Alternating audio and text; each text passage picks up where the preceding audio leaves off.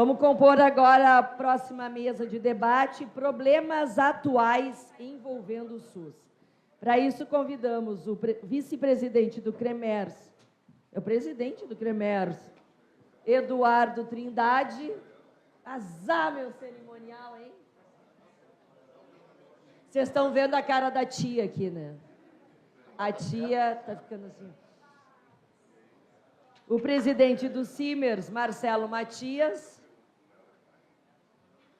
O diretor-geral adjunto da Secretaria Municipal da Saúde, o Dr. João Marcelo. E a presidente da Comissão Parlamentar do CRO, do Conselho Regional de Odontologia RS, cirurgiã dentista Elisa Maria Gianlupi.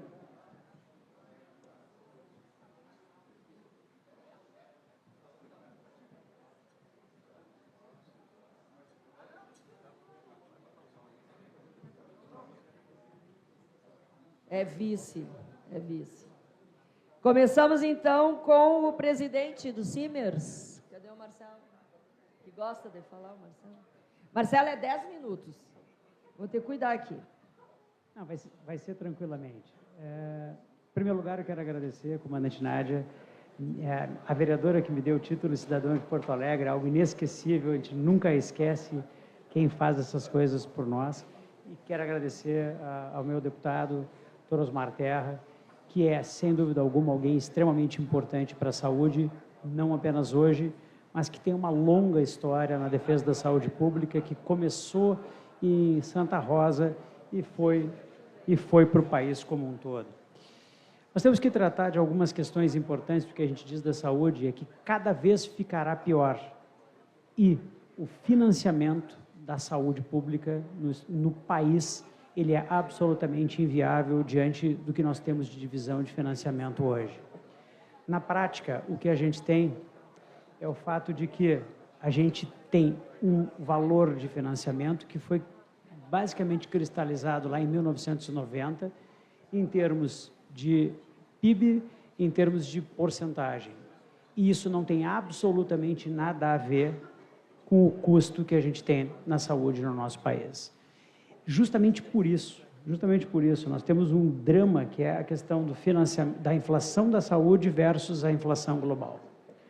A inflação da saúde, ela é muito mais alta do que a inflação global e totalmente desvinculada do crescimento do PIB. E é fácil entender isso. As tecnologias cada vez custam mais caro. Quanto mais cara a tecnologia, melhor a sua aplicabilidade, melhor o resultado, aumenta a sobrevida. Quanto mais população idosa, mais custo de saúde eu terei. E é justamente por isso que, quando eu cristalizo na Constituição valores para fazer o financiamento, eu sei que pode dar no início quando foi cristalizado, mas eu sei que vai piorar. E nós estamos enxergando isso no estado do Rio Grande do Sul.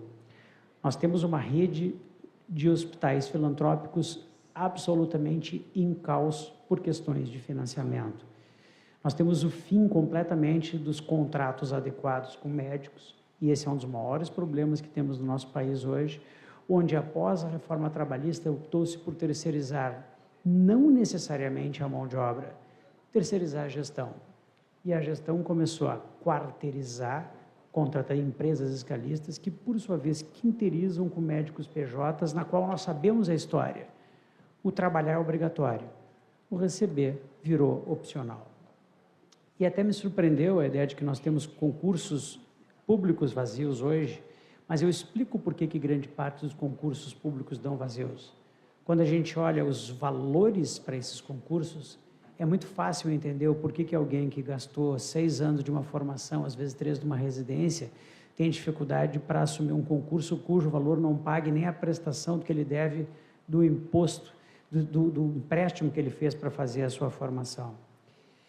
E nesse aspecto nós precisamos reavaliar o nosso sistema de saúde público com urgência, porque a crise que nós estamos vendo hoje, especialmente na região metropolitana, tem uma tendência a metastatizar por todo o nosso estado. E é justamente por isso, deputado, que nós precisamos urgentemente da aprovação da sua PEC. A PEC 9 de 25, ela é uma porta de saída, porque ela traz mais recursos federais, nós precisamos de mais recursos federais, ela tira um pouco do peso sobre o município e ela reforça uma das bases do sistema público, que deveria ser do sistema público brasileiro, que é a estratégia de saúde, família e comunidade. Não existe um sistema público que dê certo se eu não tiver uma rede de atenção básica que funcione adequadamente. E a realidade é que eu sou da época onde as unidades de estratégia de saúde da família não tinham médico. E eu vou concordar, agora elas têm médico. Entretanto, nós temos que analisar o que está acontecendo com a estratégia de saúde familiar no nosso país. Porque se eu tenho os profissionais na ponta, eu deveria ter o reflexo direto na porta da emergência, já que a ciência fala algo entre 85% e 95% dos casos de emergência poderiam ser resolvidos dentro da atenção básica. Mas as emergências continuam lotadas. Olhem os jornais, saiam daqui e passem em qualquer emergência. Então, alguma coisa errada está acontecendo. E eu vou explicar. Porque nós colocamos profissionais na atenção básica. Nós não fizemos uma rede de estratégia de saúde da família com profissionais formados e capacitados que vão entrar para as comunidades e ficar durante anos tendo vínculo de 15, 20, 30 anos com aquela comunidade produzindo resultado. O que a gente tem são programas desordenados que incluem mais médicos, que hoje tem 40% dos médicos sem CRM. E aí eu vou querer resultado. Eu tenho hoje, dentro do programa Mais Médicos, um conjunto de médicos que faz o programa para ganhar ponto na prova de residência, ou seja, para sair dali para fazer uma residência fora, e, portanto, é algo temporário. E aí eu vou dizer para vocês, ter um resultado errado é perfeitamente comum quando eu faço tudo errado, e é isso que nós estamos fazendo. E aí houve uma tentativa de criação de um plano de carreira, que foi o Médicos pelo Brasil. O problema do Médicos pelo Brasil é que depois, 3 anos, tinha que fazer uma prova e 80% dos médicos que lá estavam rodaram na prova e, portanto, perderam a possibilidade de permanecer com o plano de carreira do Médicos pelo Brasil. E, portanto, a atenção básica, ela nunca foi suficientemente feita, ela nunca fixou os profissionais, ela nunca fez uma justificativa suficientemente boa do ponto de vista de carreira para que o estudante de medicina, que paga 10 mil por mês para uma faculdade, opte por fazer a estratégia de saúde da família como a sua carreira e o seu potencial de crescimento. E, portanto, o que nós temos hoje é absolutamente óbvio. Uma vez, um promotor em Livramento, ele me disse uma frase: quando uma coisa é feita para dar errado e ela dá errado, ela deu certo. É exatamente o que acontece hoje. Foi tudo feito para que desse errado. E justamente por isso, a gente tem os dados que nós temos da nossa atenção básica. Por mais que ela tenha crescido, os números grosseiros mais importantes de mortalidade, especialmente infantil, mortalidade materna, expectativa de vida, não tiveram uma mudança significativa a ponto de que eu pudesse dizer que foi essa ação de saúde que produziu o resultado. E é justamente por isso que nós precisamos de uma solução definitiva para a atenção básica. E a solução definitiva é fazer o que já deu certo. Porque deu certo para o Judiciário, deu certo para o Ministério Público, dá certo para o Exército, Marinha, e precisa dar certo para a saúde. E por que precisa dar certo para a saúde? Porque se eu tiver um plano de carreira, que eu saiba o que vai acontecer comigo nos próximos 30 anos para eu morar num determinado local, e se eu for beneficiado para ficar num local de difícil acesso, mas que eu possa levar a minha família e ter aquilo que para mim é realmente importante, isso pode fazer com que dê certo. E sem necessariamente aumentar o peso sobre o financiamento pago pelo município. Todos nós sabemos que os municípios hoje estão pagando acima do piso. Porque, claro, o paciente, quando tem uma dificuldade, vai lá bater na porta do prefeito, porque é mais perto, porque está ali do lado. O Estado passou a vida não pagando o piso de 12%. E todo mundo deixou passar. E agora nós estamos satisfeitíssimos, porque o Estado em 2030 vai pagar os 12%. Vocês já imaginaram? A nossa satisfação é saber que, num futuro, talvez o Estado cumpra uma lei que é desde 1990. Eu fico pensando se não foi tempo demais para a gente chegar nesse aspecto. E é justamente por isso que nós precisamos falar claramente sobre a questão da forma da contratação. A forma da contratação ser federal, a forma da contratação e incluir um plano de carreira, ela vai trazer claramente estabilidade e possibilidade de futuro para o sistema. E sempre que eu falo, porque eu sou do sindicato médico, o pessoal diz o seguinte, que ele está sendo corporativo. Sim, eu sou corporativo. Só que é o seguinte, toda vez que nós defendemos para o médico uma condição de contratação, de remuneração e de trabalho, eu estou defendendo diretamente a qualidade da assistência à saúde para a população. Não existe um único local que eu tenha desassistência à saúde e que o médico não tenha uma boa contratação e não tenha condições de trabalho. As coisas são diretamente. Então, é justamente por isso que eu fico extremamente feliz que esse projeto tenha vindo do Dr. Osmar Terra, que já fez isso na cidade de Santa Rosa, e é o fato de que a cidade de Santa Rosa é uma cidade que é fora, basicamente, do radar dos Simers, porque temos pouquíssimos problemas a ponto de não chegar para nós. E isso ocorreu porque foi feito o que está sendo proposto em nível federal no sentido municipal muitos anos atrás. E, portanto, o que se colhe lá foi justamente o oposto da frase do nosso promotor. Deu certo porque foi feito do jeito certo. E é justamente por isso que nós queremos que essa PEC seja aprovada para garantir que o médico de família e comunidade seja valorizado, seja fixado no local correto e possa exercer na plenitude a sua posição. Por quê? Porque se tudo isso acontecer, nós sim estamos defendendo ele, mas nós vamos estar defendendo a saúde da população como um todo. Muito obrigado. Obrigado, vereador. Obrigado, Marcelo. Passamos para o vice-presidente do CREMERS, doutor Eduardo Trindade. Tem uma apresentação, né? Também 10 minutos.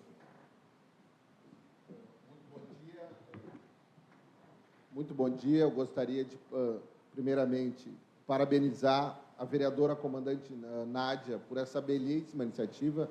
Não só essa, ela talvez seja uma das maiores parceiras lá do Conselho Regional de Medicina do Rio Grande do Sul, sempre aberta a sugestões. Nós tivemos problemas, a comandante Nádia tenta resolver de pronto. Então, realmente, a senhora é um exemplo aqui de vereadora, não apenas para Porto Alegre e todo o estado do Rio Grande do Sul. Saudar também o nosso deputado federal, Osmar Terra, por essa belíssima iniciativa. Eu não posso deixar de saudar aqui meu amigo Pablo Melo, aqui presente, nosso vereador de Caxias do Sul, Caleb, aqui também, um grande parceiro, o Daniel Killing, lá no fundo. Daniel Killing e eu temos uma semelhança, né? Sempre as nossas chefes vêm da mesma cidade, né? De esmeraldenses, né? Então, vem lá de Esmeralda. Então, assim, quando tem qualquer dúvida, então a gente olha, as chefes são do mesmo lugar, e lá é o gaúcho raiz. Não é o pessoal de Bagé, pessoal lá. Não, de raiz lá é o lá de Esmeralda. Até hoje entra vento na fresta da casa da mulher. Então, meu colega de turma também, um prazer ver o Henrico Barros, ver a sua mãe, foi minha professora de psiquiatria aqui, a professora também, com saudades, encontro ela aqui, a doutora Mariana de Fenteller, nossa parceira da OAB, o nosso defensor público, Guilherme, que agora assumiu também, um grande parceiro, em muitas pautas, principalmente porque, pessoal, quando a gente se lembra do Sistema Único de Saúde, o que vem à cabeça de todos nós, seja da capital ou do interior? A gente lembra disso aqui. Vocês estão vendo o quê? A emergência do hospital onde eu trabalho, a emergência do Hospital de Clínicas de Porto Alegre, superlotada. Isso aqui, pessoal, é como o deputado Osmar Terra foi perfeito. Isso aqui não é a solução, isso aqui mostra o fracasso do sistema. Quando a atenção... Isso falando quem? Falando também pessoalmente. Sou cirurgião geral do aparelho digestivo, professor da Universidade Federal do Rio Grande do Sul, médico do Corpo Clínico do Hospital de Clínicas, que deveria estar batalhando aqui. Não, queremos 7 robôs para o Hospital de Clínicas, e não só um, como tem atualmente. Mas eu não posso também não ter meu compromisso social como médico. Não é um hospital terciário que vai resolver os problemas da saúde. Ele vai resolver em alguns casos, na menor parte dos casos.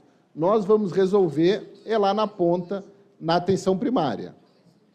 E os números, pessoal, infelizmente, nos últimos anos, só vem piorando. As filas de espera cresceram 26% em 2024, mais de 1,3 milhão de brasileiros aguardando. E o que acaba acontecendo nessa fila de espera que a gente vê na prática? Pessoal, eu nunca operei tanta obstrução intestinal quando eu opero atualmente. O que quer dizer isso? Que o paciente com neoplasia de cólon não foi operado de forma eletiva se tivesse ido no posto, se lá no posto de saúde tivesse solicitado sangue oculto nas fezes, se tivesse feito uma colonoscopia, diagnóstico em tempo hábil. Não.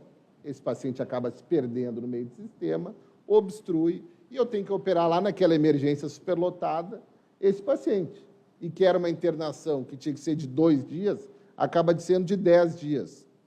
Por essa falha que o nosso deputado Osmar Terra muito bem colocou, porque a atenção primária não funciona de forma adequada. Porque se a gente conseguisse resolver 80% dos problemas lá, como a gente vai resolver, e como o doutor Henrico muito bem colocou, nós temos que ter um médico fixado lá. Não podemos ser hoje o médico A, amanhã o médico B, amanhã o médico da outra empresa, amanhã o médico, como o doutor Matias já colocou aqui numa cidade do Rio Grande do Sul, não é nem do Rio Grande do Sul, ele veio aqui fazer um bico e vai embora daqui a 2, 3 dias. Então, pessoal, esses números só reforçam o que todos nós já sabemos. 2 anos e meio, uma espera média estimada para realizar um procedimento. Isso mostra a falha do sistema. Quantos pacientes vão morrer nessa espera ou vão ter a sua doença agravada? E a superlotação, como foi atingida agora, nós batemos um recorde há 2 meses atrás, que chegou a 300% de ocupação. A lotação em Porto Alegre. O doutor João Marcelo, aqui do meu lado, sabe disso. E eu falo, eu volto também, as pessoas me pedem favores. E eu falava, olha, vai lá. Eu quase fui responsável por chegar a 301% da lotação, porque os pacientes lá encontram atendimento. Mas isso é para uma excrescência do sistema. A porta de entrada do sistema de saúde não pode ser as UPAs nem as emergências hospitalares. Tem que ser a exceção como porta de entrada do sistema. E, atualmente, não, virou a grande porta de entrada do sistema. E não há sistema de saúde no mundo que comporte a sua porta de entrada, seja emergência hospitalar. A superlotação nas unidades de saúde também é uma realidade. O doutor João Marcelo certamente vai apresentar esses números. O sistema de saúde de Porto Alegre não é o sistema de saúde de Porto Alegre, é o sistema de saúde do Rio Grande do Sul, onde falha no Rio Grande do Sul, acaba respingando em Porto Alegre. Claro, nós temos centros de excelência, como Caxias do Sul, aqui do nosso vereador Caleb, nós temos Passo Fundo, mas, infelizmente, nós já não temos Pelotas, nós já não temos Rio Grande como centro de excelência que eram. Acabam vindo pacientes daquelas regiões para lá porque não conseguiram atendimento. Então, pessoal, isso acaba impactando no acesso. 62% dos brasileiros acabam nem buscando atendimento devido às barreiras. E eu, como médico, como professor, até acho uma excrescência, doutor Henrique, eu acho que a gente tem que mudar o termo médico de postinho, porque acaba sendo demeritório.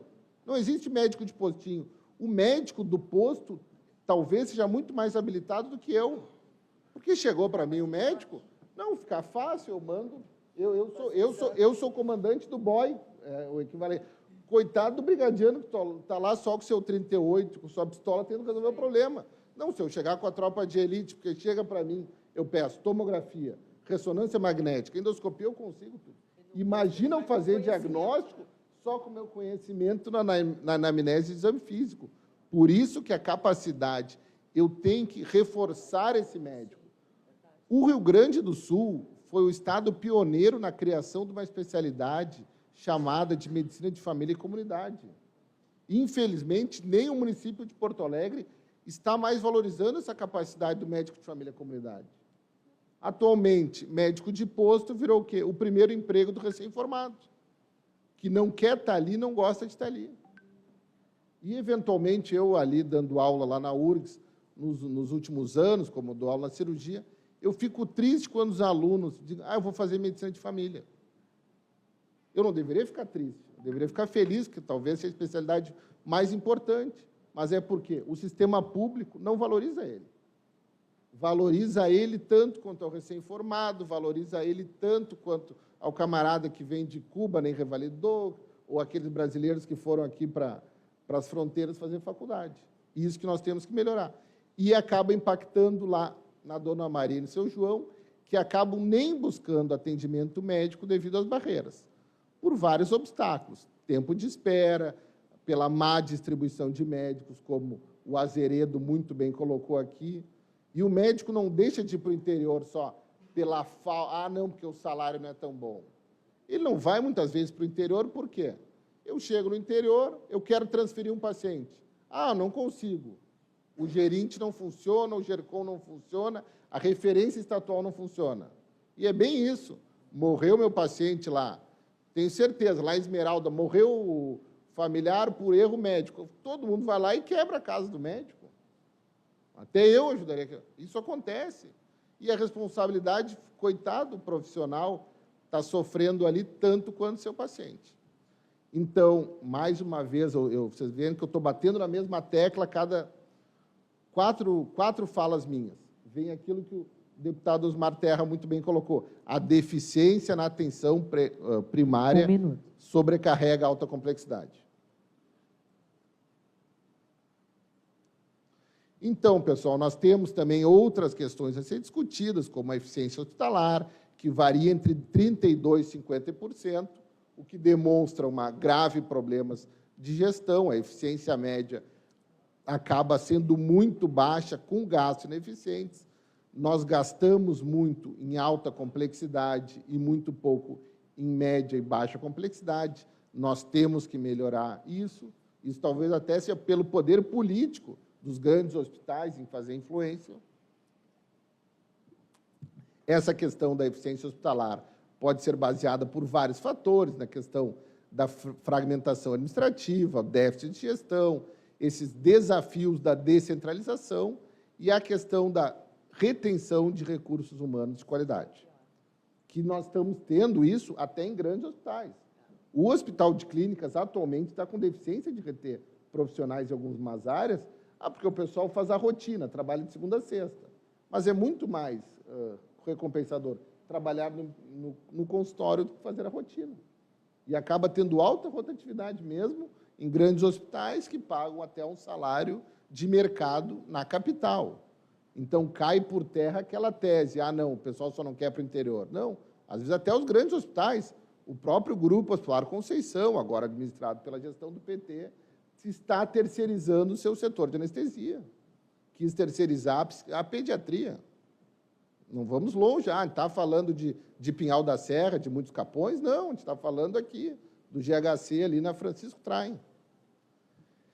Então, pessoal, todos nós aqui sabemos do tamanho do Sistema Único de Saúde, que atende 76% da população, com 2,8 bilhões, e agora estamos cada vez mais orando pelo sucesso do IP, porque já pensou se o IP não funcionar, 1 milhão de vidas vão cair de uma hora para outra no Sistema Único de Saúde. Então, essa questão da valorização profissional é fundamental. Não é para dar um agrado para os médicos, pela ser corporativista, não. É para melhorar todos os nossos indicadores de saúde. Como o doutor Henrico muito bem colocou, eu diminuo a mortalidade, eu diminuo os custos hospitalares em alta e média complexidade. E, sem dúvida alguma, os problemas vão muito além dos salários, com a falta de insumos, de equipamentos insuficientes e dessa questão da gestão ineficiente. E a gestão vai muito nessa questão da referência, contra-referência, quando eu consigo encaminhar, quando eu não consigo encaminhar. Então, pessoal, esses são os pontos para debate, que muitos já foram colocados aqui, com o pessoal dos municípios. O Azeredo colocou a questão do custeio federal pleno, que precisa estar cada vez mais presente, a questão das condições de trabalho e, sem dúvida alguma, o ponto maior, a valorização da atenção primária. A atenção primária não é só um postinho, não é só dizer que eu ampliei as equipes de estratégia de saúde da família, não. É pensar num projeto a médio e longo prazo para isso. Então, nós temos que enfrentar esses desafios, estabelecer os nossos critérios de priorização e adotar políticas, como o deputado muito bem colocou, políticas de Estado para a saúde. que, claro, cada governo vai seguir um maior ou menor grau, mas termos mais ou menos um norte dessa política do Estado. O SUS não é da direita ou da esquerda, o SUS é de todos. E nós temos que estabelecer critérios mais claros. E, mal ou bem, voltando à questão, essa fixação de profissionais é fundamental. A questão do pacto federativo foi muito bem colocado. E a questão da transparência cada vez mais clara, ciência, tecnologia e inovação cada vez mais incorporada. Nós temos que ver agora na questão da transferência dos pacientes, na discussão dos pacientes, incorporar a telemedicina cada vez mais. Nós temos o projeto do Telesaúde aqui no Rio Grande do Sul, nós temos também vários projetos de, inclusive, incorporar a inteligência artificial no nosso dia a dia. E, mais uma vez, até parabenizar o deputado Osmar Terra aqui, uma questão que é mais importante que tudo isso, que é o seu projeto, aquele da primeira infância menor. Nós estamos vendo os dados agora do QI médio do brasileiro, que, infelizmente, o QI médio acaba sendo baixo. Por quê? Porque acabou aquele indivíduo não tendo uma infância adequada em termos de nutrição, em termos de oportunidade. Então, se a gente não pensar isso de forma sistêmica, a gente só vai sempre estar enxugando gelo. E, sem dúvida alguma, agora já encerrando o tempo aqui, é fundamental esse amplo debate. E eu gostaria de só, mais uma vez, lhe parabenizar por trazer esse debate e trazer essa discussão. Porque, senão, alguns tomam para si essa questão da ciência, da discussão. Não, isso é de todos, nós temos dados, nós temos informações, e eu acho que cabe a todos, de todas as vertentes políticas, apoiar essa PEC do deputado Osmar Terra. Muito obrigado. Muito bom, doutor Eduardo. Vou passar para a presidente da Comissão Parlamentar do CRO, a cirurgiã dentista Elisa Maria. Bom dia a todos, é uma satisfação. Tem que ligar. Eu liguei. Bota mais pertinho, então. Bom dia a todos, é uma satisfação. Está ligado. Quem sabe troca aqui, pega o do CRO. Tá. Bom dia a todos. Agora sim. Bom dia a todos, é uma satisfação enorme estar participando desse momento significativo aqui, com a abertura do deputado para a gente debater esse tema tão importante, né, de plano de carreira dos funcionários do SUS e valorização e também o impacto que vai ter no orçamento dos municípios. Primeiramente, eu gostaria de passar um vídeo do institucional do CRO, mostrando as nossas ações. É um videozinho de 3 minutinhos só. CRORS. Melhor para a sociedade, melhor para a odontologia. Não é à toa que realiza a campanha do projeto Ação de Saúde Bucal em todo o Rio Grande, que visam educar, prevenir e proporcionar acesso a cuidados odontológicos para todos os gaúchos. O CRO realiza a campanha Maio Vermelho. O objetivo é conscientizar sobre o câncer de boca, uma doença que se manifesta de forma silenciosa e agressiva. O CRO promove igualmente a campanha do Sorriso Seguro, onde fiscaliza as condições de saúde dos consultórios odontológicos da rede pública. É do CRO também a realização da campanha do Sorriso Justo, para garantir o piso salarial dos cirurgiões dentistas, conforme a Lei Federal 3.999/61, melhorando os serviços odontológicos para a sociedade. O CRO também é responsável pela campanha do Sorriso da Dignidade, para acolher as mulheres vítimas de violência doméstica e devolver a elas a oportunidade de sorrirem novamente através do tratamento odontológico adequado. Acompanhe também as nossas redes sociais. Confira e inscreva-se no nosso canal no YouTube. Siga a gente no Instagram. Curta a nossa página no Facebook. CRORS. Melhor para a sociedade, melhor para a odontologia. CRORS. Melhor para a sociedade, melhor para a odontologia. O outro na sequência.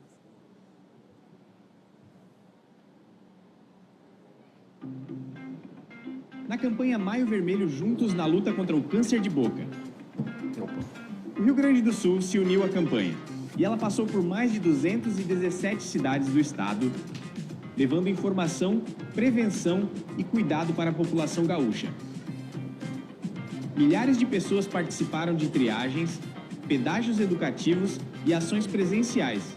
E a mensagem do Maio Vermelho alcançou mais de 6 milhões de visualizações nas redes sociais. Com o apoio de artistas, presidentes de comissões e instituições públicas e o apoio institucional do Governo do Estado e do Distrito Federal e do Congresso Nacional, foi a maior mobilização da história da odontologia gaúcha.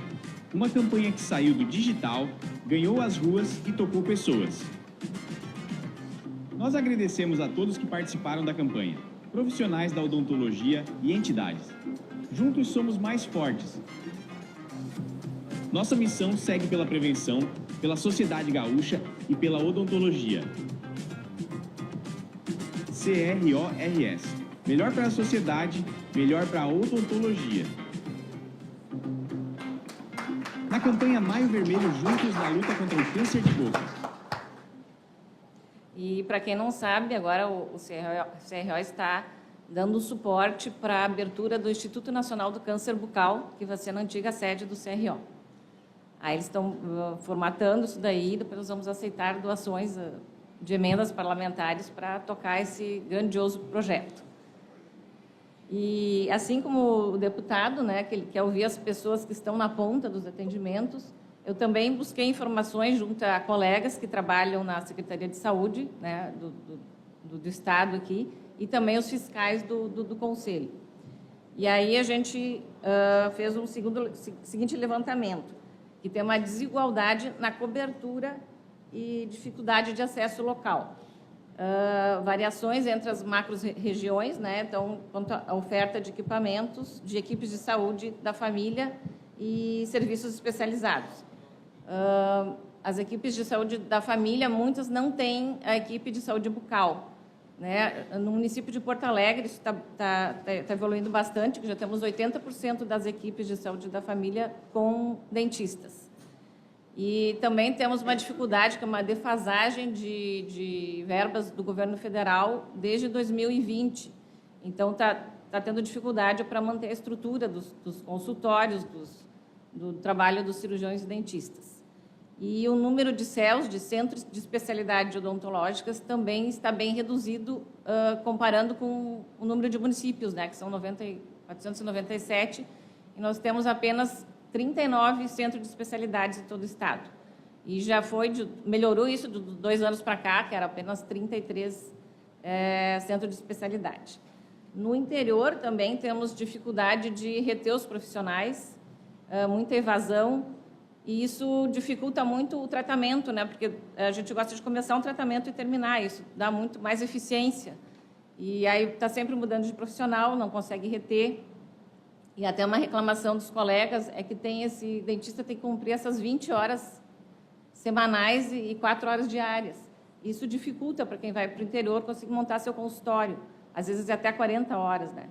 Então, se tivesse essa flexibilidade de horário, fazer um dia 8 horas, outro dia menos, facilitaria para levar mais profissionais para o interior. A infraestrutura, né, também, e tecnologia dos consultórios dentários, os fiscais do CRO têm feito várias vistorias e têm visto, às vezes, muitas condições insalubres de atendimento, condições precárias que dificulta o trabalho do profissional e afeta o tratamento do paciente, colocando até em risco a sua biossegurança. Os impactos positivos dessa valorização, né? Vai conseguir reter mais profissionais no interior, reduzindo a rotatividade e melhorando a continuidade do trabalho. E os riscos é que, como todo mundo falou aqui, os municípios estão esgoelados, né? Não tem mais recursos para investir nisso. Então, essa verba vindo, a maior parte do governo federal, vai facilitar bastante. E as recomendações para o sucesso da PEC, como bem falou o deputado, é fazer um plano de meritocracia, assim, tipo, relacionar requisitos a número de atendimentos, reduzir o tempo de espera nas filas e estar atento aos programas, portarias do governo e editais que ampliam as verbas federais para os municípios, né, preenchendo os requisitos. E eu acho que isso, sim, vai impactar bastante, vai ser um instrumento muito valioso para a valorização do profissional e vai impactar no atendimento à população. E como a gente sabe também, a cada R$1 investido em saúde, na atenção primária, retorna R$6. E a saúde odontológica, sim, é fundamental, né, porque tem muita relação com a saúde sistêmica do paciente. Segundo o INCOR, 36 dos óbitos decorrentes de doenças cardiovasculares vêm de problemas bucais. Tem relação também com, descobriram agora, uma proteína que tem do Alzheimer também está presente na cavidade bucal, influencia na pré-eclâmpsia, diabetes, doenças pulmonares e fora os problemas também mais relacionados com a odontologia. Fui bem sucinta, mas eu acho que é isso aí que eu tinha para passar. Muito obrigada. Obrigada, doutora. Passamos agora, então, para o diretor-geral adjunto da Secretaria Municipal de Saúde de Porto Alegre, doutor João Marcelo. Bom dia, vereadora comandante Nádia. Obrigado pelo convite, deputado Osmar Terra. Pegando o gancho do Eduardo Trindade logo antes aqui, acho que se eu terminar minha carreira de servidor público tendo participado de algum projeto como o PIN, que deixou gerações em melhores condições, né, dezenas de milhares de pessoas e trespassando governos, o que é a marca da qualidade de um projeto, eu vou ficar muito orgulhoso. Não sei se vou conseguir.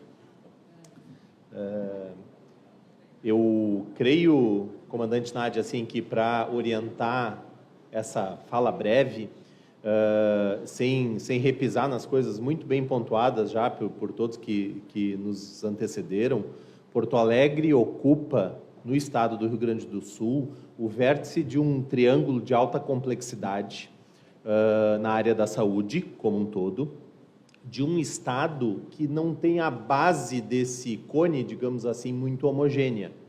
A gente tem regiões no estado, como a região sul, que tem alguns vazios assistenciais que, desde 2009, pacientes com leucemia aguda precisam ser atendidos em Porto Alegre, porque não dispõe desse atendimento na região sul do estado, apesar de 3 universidades, 2 hospitais da EBSER, isso ainda se faz necessário. A fronteira oeste tem dificuldades, por exemplo, com oncologia, e a Serra, eu acho que o Paulo Azeredo aqui citou algumas vezes, assim, contém a maior densidade de municípios de um estado que tem 497 municípios, sendo, se eu não me engano, o segundo estado da União com maior número de municípios. Alguns desses municípios provavelmente têm menos população que algum condomínio de Porto Alegre. E pensem no peso que recai sobre esses secretários de saúde arcar com, por exemplo, transporte, caso os pacientes obtenham uma vaga para consulta especializada. Eu tenho quase certeza que tem secretários de saúde que gastam mais em transporte do que em assistência direta, já que dependem do transporte para levar os seus munícipes para os pontos de assistência, que às vezes distam até 200 quilômetros desses locais. Isso tudo pesa no cofre do Tesouro Municipal. E daí vem esses números impressionantes, onde a União coloca os seus 15%, o Estado, com as devidas condições de temperatura e pressão, vai colocar até 2030 o mínimo constitucional, e os municípios, nenhum coloca menos de 20%, alguns chegando a 30%, o caso citado pelo Azeredo que me antecedeu, de 40% até. Chegando para Porto Alegre, esse ponto que tem alta complexidade e é referência para todo o estado em malformações complexas, em cirurgia cardíaca pediátrica, em UTI de queimados, e por aí eu poderia me estender por muito tempo. A gente encontra no município de Porto Alegre uma evolução capitaneada nesses últimos anos muito interessante. eu vou parafrasear o prefeito Melo, quando ele diz que para o cidadão que tem a sua dor, que precisa receber a sua assistência em saúde, não importa a cor do gato, o importante é que ele cace ratos. Ele costuma dizer isso para a gente, né? Então, baseado sim em parcerização da atenção primária, o município de Porto Alegre está hoje com 89% do território coberto com unidades básicas de saúde. São 134 unidades, mais de 260 equipes, com profissionais, médicos, enfermeiros, odontólogos, como foi falado, eminentemente completos. E muito importante para todos nós é a gestão baseada em dados, em evidências. Vários dos que me antecederam citaram isso. O secretário Schirmer teve uma antevisão muito interessante no ano passado e trouxe para Porto Alegre a consultoria do City Data Alliance, da Bloomberg Philanthropy. E num projeto de 10 meses, que nós estamos indo agora para o terço final, a gente vem analisando o desempenho da atenção primária em Porto Alegre. E relatos anedóticos à parte, a gente encontra, deputado Osmar Terra, 90% dos atendimentos de colegas nossos médicos na atenção primária hoje em Porto Alegre parcerizada são resolutivos, porque não geram encaminhamento para atenção especializada. Então, hoje, o nosso número, melhor do que o 85%, nós estamos em 90% de resolutibilidade. Que é bom o profissional estar fixado, não tenho dúvida. Que o profissional maduro, experiente, tem mais vantagem e menos dificuldades que o profissional recém-formado, é lógico. Que é necessário que esse profissional esteja armado da investigação básica, do sangue oculto, da colonoscopia tempestiva, para poder exercer adequadamente o cuidado desse paciente, sem dúvida. E tudo isso nós concordamos e são coisas a melhorar. Mas, dentro dessa possibilidade toda, a gente faz o seguinte raciocínio. Todos nós, eu mesmo sou apaixonado pelo desenho do Grupo Hospitalar Conceição, que, como eu digo, é um mini-SUS. Ele tem hospital de alta complexidade, inclusive em pediatria, serviço de odontologia excelente, tem hospital materno-infantil, tem hospital de trauma, o Cristo Redentor, ele tem, o Giovanni, meu colega, tantos anos de lá, sabe disso, tem UPA, tem unidades de atenção primária, 9 do município, eles têm o programa Melhor em Casa, que assim como o SAMU, assim como o Gerente, que assim como a própria ideia da estratégia de saúde da família foi gestado e embrionado dentro do Grupo Hospitalar Conceição. O Melhor em Casa hoje do Brasil, ele era o PAD, o Programa de Assistência Domiciliar do Grupo Hospitalar Conceição. Mas o Grupo Hospitalar Conceição tem um custo, ele tem um custo maior do que 2 bilhões ao ano, essa gestão. O Hospital de Clínicas de Porto Alegre, que o professor Eduardo Trindade tem seus alunos e faz a formação e é excelência em todos esses aspectos de alta complexidade que eu falei até agora, e mais genética médica e mais tantas outras coisas, ele deve estar, né, professor Eduardo, beirando 1,8 bilhão de orçamento anual. E Porto Alegre é muito grato. Isso foi o esteio da nossa condição de sustentar, de certa maneira, a região metropolitana durante o período Covid, a ampliação do clínicas, os leitos de UTI. Mas aí, comandante Nádia, a gente chega ao desenho do Hospital de Pronto-Socorro, que tem UTI de queimados, que tem profissionais em plantão 24 horas de otorrino, oftalmo, cirurgia plástica, neurocirurgia, anestesista, cirurgião geral, cirurgião do trauma, psicólogo vascular, e eu poderia citar as 17 categorias de médicos em plantão presencial 24 horas por 7 no Hospital de Pronto-Socorro, pela bagatela de 19 milhões ao mês. O que, com 3 milhões, 3 desses 19 vindo do governo estadual e do governo federal, faz com que a prefeitura arque com 16 milhões ao mês no custeio desse hospital. São aproximadamente 200 milhões para um hospital, fora o Hospital Presidente Vargas, Restinga, Hospital Independência, que são de gestão municipal, direta ou indireta, que sai do cofre do vínculo 40, como a gente chama, do tesouro do município. E isso é muito pesado para um município, o que nos faz colocar 20% no mínimo, 20,8% do tesouro municipal em saúde, como todos os demais da Grampal, da região metropolitana.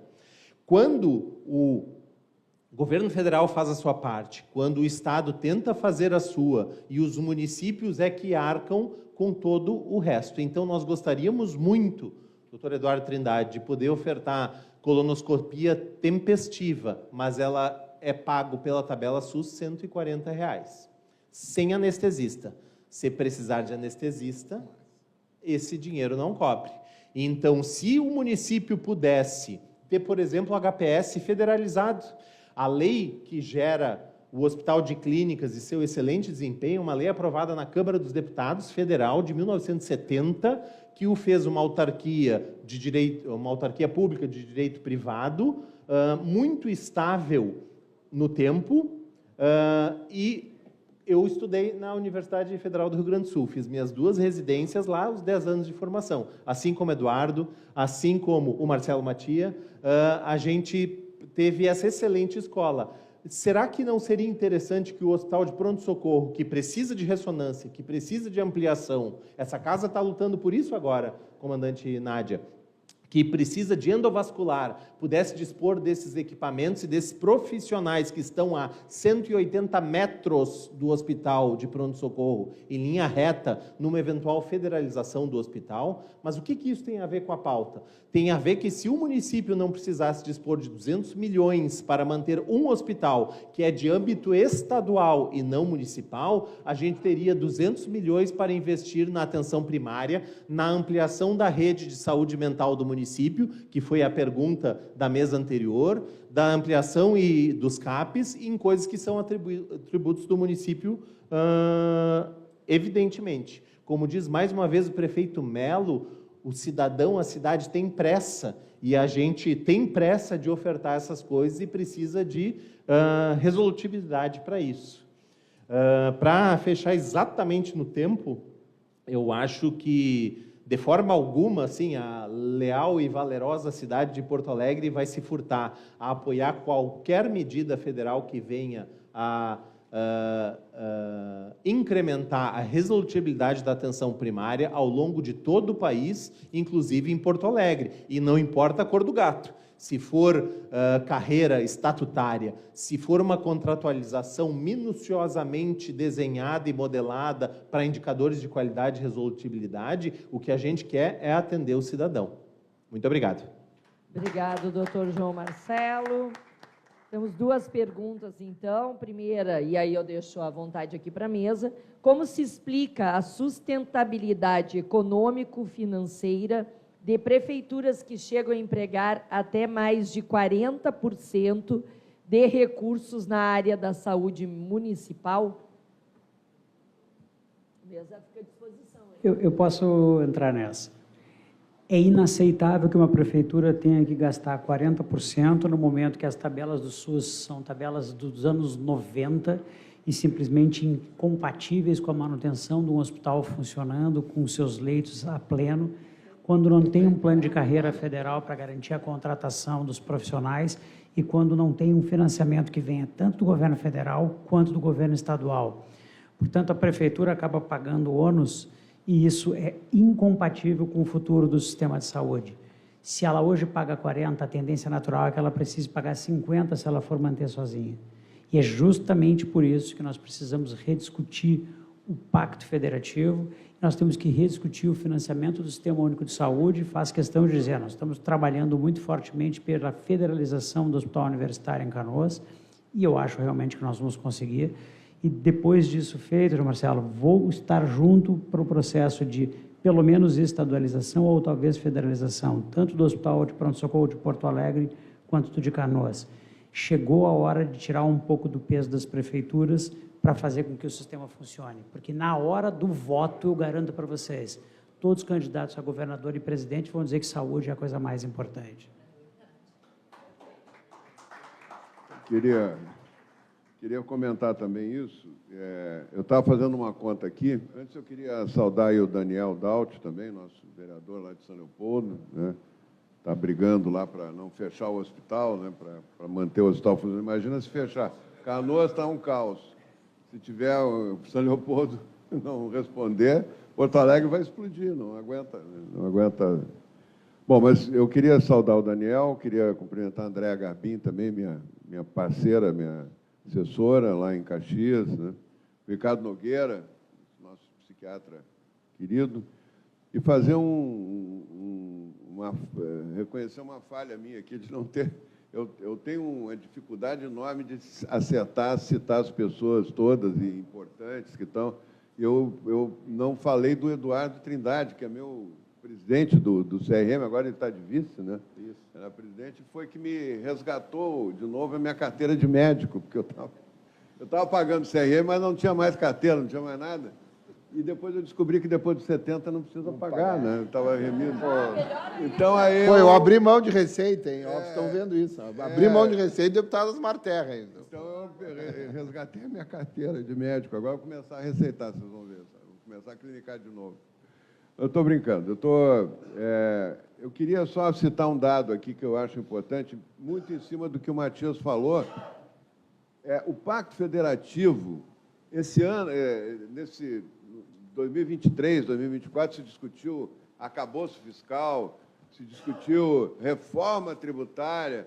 Não existe reforma tributária eficaz se não botar junto o Pacto Federativo. Quanto que vai ficar no município desse dinheiro? Quanto que vai ficar no Estado, do que vai se arrecadar? Quanto que vai ficar no governo federal? Hoje nós temos uma aberração, o Brasil fica com 61% no governo federal. 61%, por isso que os prefeitos estão sempre lá de chapéu na mão, né, Paulo? Pedindo emenda, pedindo uma esmola lá para o governo e tal. É um absurdo, é um cenário, assim, completamente surreal, né? Não tem justificativa isso. 23%, 22% fica com o Estado e 16% fica com o município. Como é que vai resolver isso, né? Como é que o município pode dar uma resposta? Aí o município fica se matando. Como o Matias falou, o município, o prefeito, o Eduardo falou também, né, da população ir lá e destruir a casa do médico, né? Tentar próximo da população. O prefeito não pode ficar dizendo, não vou atender. O prefeito está assumindo áreas que não são dele, está gastando mais com atendimento secundário, atendimento de média complexidade, está tendo que resolver o problema, tem o transporte do doente para o centro mais sofisticado, que tem um atendimento melhor, e está gastando muito mais com a atenção básica. Então, assim, não tem como... Eu fiz uma conta aqui, só para vocês verem como é que é surreal. Somando o que o governo federal gasta, 250 bilhões é o orçamento do governo federal. Somando todos os orçamentos estaduais, 135 bilhões para a saúde, eu estou falando para a saúde. E o dos municípios, sabe quanto é que é? 160 bilhões, é maior que o dos estados. E o município fica com 16% e o estado fica com 23%, 22%. E o governo com 60%. Proporcionalmente, o governo federal devia gastar mais 30%, que daria 327 bilhões, para manter essa proporção do Pacto Federativo existente hoje, né? O governo estadual poderia gastar 7,5% a menos, e o município poderia gastar 30% a menos, se ele fosse pagar o que o governo federal paga em função da fatia que ele fica. E ele está gastando esses 30% a mais e o governo federal 30% a menos. Então, realmente é um dado assim, muito preocupante, né? E eu acho que é difícil fazer uma saúde pública sem discutir Pacto Federativo também. Eu acho que pode até ser... Eu acho que o município devia ter metade. O Japão é metade. O município fica com metade do orçamento da nação. O governo federal fica... O Paulo Guedes, eu discuti muito com o Paulo Guedes quando eu estava no Ministério, e ele era ministro, né? O Paulo Guedes era um defensor do Pacto Federativo, tanto é que ele fez na prática. Durante a Covid, e logo depois da Covid, nunca os municípios receberam tanto recurso a mais, e nunca o Estado recebeu um recurso a mais. O governador Eduardo Leite fala de gestão, que ele não reconhece que o governo federal repassou 20 bilhões só no ano de 2020, a mais que o orçamento do Estado. fundo a fundo, não foi só para ele, para todos os governadores. Então, assim, nós temos que discutir, temos que botar na pauta. É claro que nós não vamos resolver tudo com uma PEC e com a discussão da atenção básica. Agora, nós temos que pensar, não vai ter solução definitiva sem rever o Pacto Federativo. Só no rearranjo desse Pacto Federativo aqui a gente resolve muita coisa. E o município sempre fica com peso maior, né? Sempre. E a última pergunta, como a PEC 909 conversa com o movimento progressivo de terceirização da APS, a exemplo de Porto Alegre, tem em torno de 90% das unidades de saúde, que apesar da oferta de postos de trabalhos médicos, com remuneração aproximada a R$20 mil, continua admitindo médicos recém-formados ou sem qualificação específica para a saúde da família, alto turnover profissional e iniquidade salarial entre as categorias de nível superior. Acho que o João Marcelo, né, pode responder rapidamente. Posso começar, comandante? Primeiro, assim, seria de todo interesse, me parece, do município e de botar isso nos contratos e provavelmente das próprias operadoras dessa parcerização, poder prover todo o quadro médico com médicos com residência e formação absolutamente apropriada em medicina de família e comunidade. Ocorre que, assim como foi falado antes, inclusive pelo professor da Fevale, essas carreiras não são atrativas hoje. A gente não encontra, dentre os estudantes, não é a gente gestão, né? O mercado de trabalho não encontra profissionais que estejam saindo das faculdades de medicina, se direcionando a formações, residências médicas de medicina e família e comunidade em quantidade suficiente para prover 5.500 municípios do país, 497 municípios do estado do Rio Grande do Sul, 134 unidades básicas em Porto Alegre, 260 e tantas equipes de saúde da família. Então, seria o ideal ter esses profissionais, mas se Porto Alegre abrisse hoje um concurso público com um salário hipotético extremamente interessante, não haveria profissionais para prover essas vagas com essa formação. Vis-a-vis, o que é feito? Qualificação, experiência, se estimula fortemente que esses profissionais, depois de terem os anos necessários de experiência na ponta, façam as provas de título e isso ser qualificador dos contratos. Mas há um problema sistêmico que os que me antecederam aqui falaram no modelo, na modelagem da formação e da remuneração desses profissionais. Posso botar eu acho que nós temos que avaliar o que é causa e o que é consequência, João Marcelo. Por que a gente tem isso? Por que há falta de médicos querendo fazer medicina em família e comunidade? Porque esses médicos que estão na faculdade, o que eles recebem de informação? Que eles vão ter um lugar ruim para trabalhar, que eles vão ter um salário ruim, que ele vai trabalhar 3 meses e não vai receber, que ele vai ter uma contratação precária, quarteirizada, quinteirizada, que ele vai sofrer violência, que ele não vai conseguir pedir os exames que ele tem que pedir, que ele não vai conseguir prescrever o que ele precisa prescrever, e que ele, para solicitar um exame, ele vai ter que encaminhar para uma unidade secundária ou terciária para fazer o que ele certamente conseguiria fazer ali. Então, na prática, nós estamos criando um sistema aqui, nós estamos avaliando a consequência, falta médicos de família e comunidade. Não, nós temos que analisar a causa. Chegou a hora de nós reavaliarmos todo o sistema de formação e todo o sistema de trabalho, porque eu garanto, se nós tivermos a PEC aprovada e tiver uma carreira, nós vamos ter fila de médicos disputando essa carreira porque vão ter condições de trabalho. É isso que nós precisamos fazer. Essa é uma decisão que o país precisa fazer. Muito obrigada aos debatedores. Vamos desfazer na mesa para iniciar